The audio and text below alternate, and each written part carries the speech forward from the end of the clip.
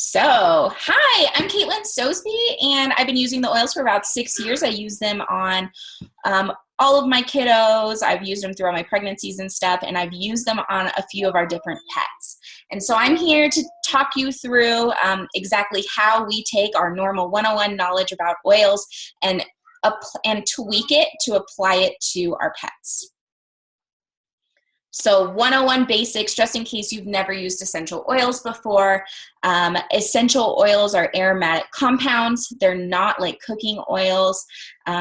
So they like to evaporate. They're what the plant uses as their natural form of medicine in the plant that helps them, the plants deal with environmental factors. So we harvest those to use those therapeutic benefits for ourselves.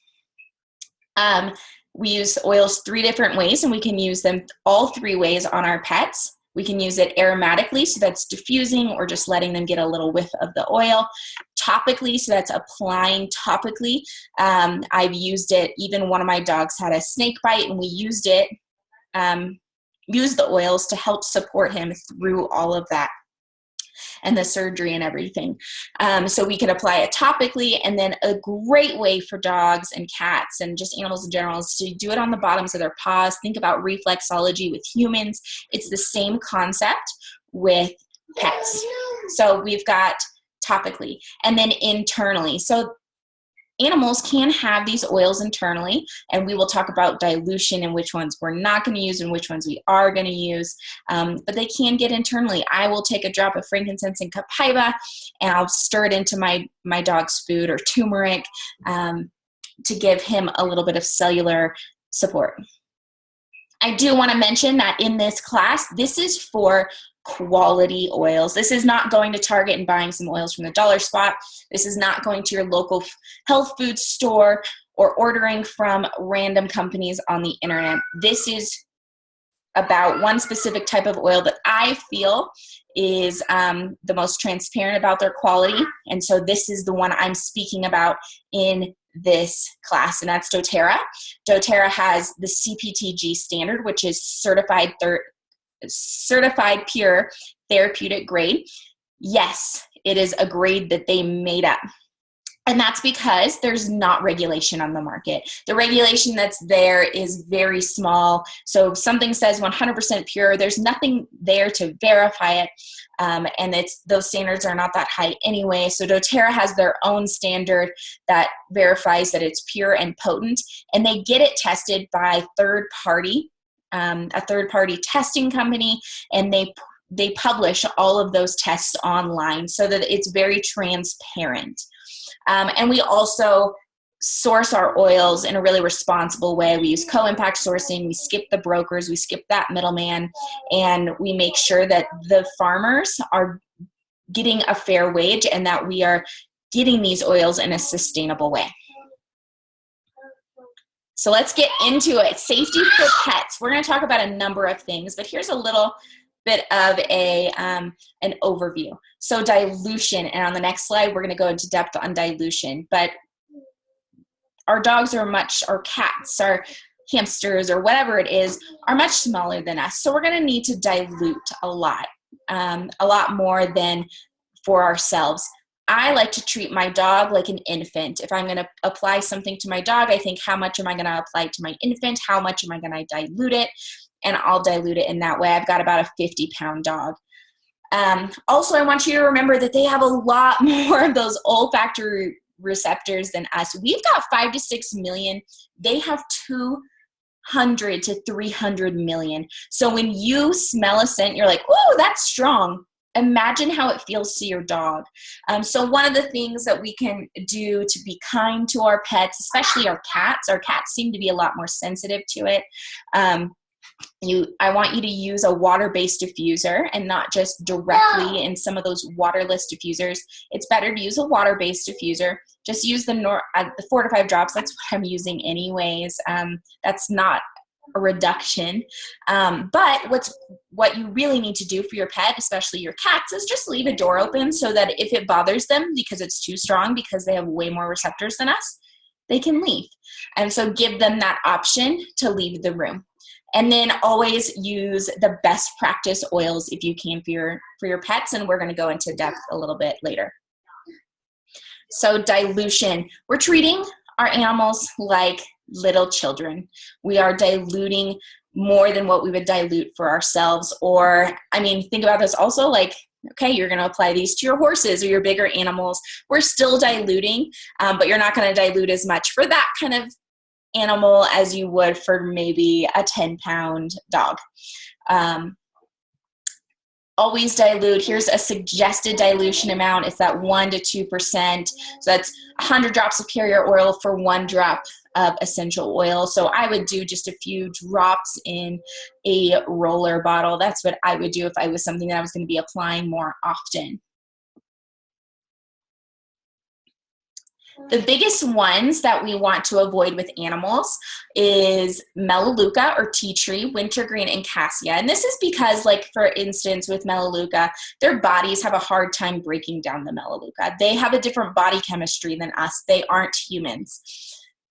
And so if I was in a pinch and I didn't have anything else and my dog had some skin irritation, I would use a very, very small, I would feel comfortable using a very small amount of Melaleuca, highly diluted, just to make sure that I was helping purify the spot where he was having issues. But I always reach for those best practice oils if I have the opportunity. So that might be, instead of Melaleuca, I could grab geranium, abovarte, myrrh, cedarwood, and it's going to get the job done, but in a way that's a better practice for your animals. You can see here, wintergreen, you just grab that Copaiba frankincense aroma touch instead, cassia, on guard, oregano, thyme. And remember, like, some of these are sensitive or hot oils if you've been to a 101 class. And that means that you need to dilute even extra for those sensitive or hot oils, and be aware that it's going to be even, that they have more sensitive skin and that they're going to be smelling it a lot more than you are. Here's another example of best practice oils. So if you have any of these issues for your pets, you can grab these oils first. I'm actually, at the end of this class, I'm going to send you all a version of this ebook in your emails, so that you don't have to screenshot this, you don't have to write it all down, but so that you have it, and I'll put it in the comments if you're watching the recording on YouTube. So, best practice oils. These are the ones you want to grab. So if my dog is dealing with something where he needs some immune support, I'm grabbing that rosemary, Copaiba, On Guard, Melissa, and I'm just taking 1 drop, putting some coconut oil in my hand, and I'm rubbing it on his paws. That's the best way to get those reflexology spots. Now, if I am trying to support him in a, let's see if this next one, this one kind of goes with it. If I'm trying to support my animal with like emotional support or something where I just want them smelling it, say it's a thunderstorm and they're struggling getting through this thunderstorm, it's terrifying, I would take lavender or serenity, something really calming, and I would pet them. Just 1 drop, and I would pet them, get it all over their fur. It's great if you can, like, pet their ears, because then when they shake they move their head, they're getting a whiff of that lavender again. Remember, you only need 1 or 2 drops. If it's strong to you, it's really, really, really strong to them. But it's a great way to support them emotionally, and to help them out for those issues. One thing it does mention here, so this is the, should I pet my dog or cat after using essential oils? Yes, it's amazing. It's the best way to get the essential oils. You're creating, you're bonding with your animal. You're creating a positive association of the aromatherapy with your petting, which is good for their emotional health, especially if they're going through something where it's like a thunderstorm and it's terrifying. You're creating this positive bond with the essential oil as part of it. But one thing to note, if you're using peppermint or deep blue and then you rub their eyes, just like it would just like it would sting your eyes, it'll sting theirs. So be conscientious of that. Will my pet die if they get too much oil? We all know that this is the question that we hear all the time. You're going to kill your cat because you use that Melaleuca on the countertop to clean it. This is extremely rare. Now, I've actually gone and I have read the different case studies that showed that essential oils are dangerous for pets. Let's just say, not very conclusive. don't have a lot of information to them. Nothing really proves that that's what happened. And in those scenarios, they were literally dumping whole bottles of who knows if it was real Melaleuca all over their cat's back. It's that kind of scenarios where it's like, this is weird. Who would ever even do that? And then it's just, that's where all of this is stemming from. It's cases like that. There's not really substantial proof of it. But of course, this is like my CYA, don't dump a whole bottle of oil on your cat's back. Use the 1 drop, use the dilution that I've told you, and you're going to be well within a safe amount for your pet. Same goes for your own health. You shouldn't just open up a bottle of essential oil and drink the whole thing. Remember, it's really, really potent. And so you don't need to do that. But accidents happen. Maybe a bottle of oil fell off the counter and it shattered while you were gone, and they licked it all up because it was delicious. Obviously, you can bring them to the vet, have them watch them to see okay, are they okay? Do they have different symptoms? But for the most part, oils are really safe for our animals. Is whatever oil you want to put here harmful for cats? When it comes to cats, we've heard everything. I have heard that it kills them. You clean your countertop, even lavender's terrible. I've heard all of it with cats. For some reason, the cat thing is really blown up more than other animals. And science does tell us that cats lack a liver enzyme, which makes it harder to metabolize things. Remember, I was talking about that Melaleuca and them having that hard time breaking it down. Well, that's why we go back to those. If you're actually applying it to your cat and using it for your cat's health, just use the best practice oils. Now, if you're cleaning your countertops with Melaleuca, that is such a small, minuscule amount that they're getting that it's fine. Don't change your DIY products just for that. It's much safer than you using Clorox on your countertop and then them walking on your countertop. So it's much safer than that. However, if you're going to apply it to your cat for the purpose of supporting your cat's health, use the best practice oils. That's just the best way that we can, and that's you can see here below where it's Melaleuca, birch, spearmint, peppermint.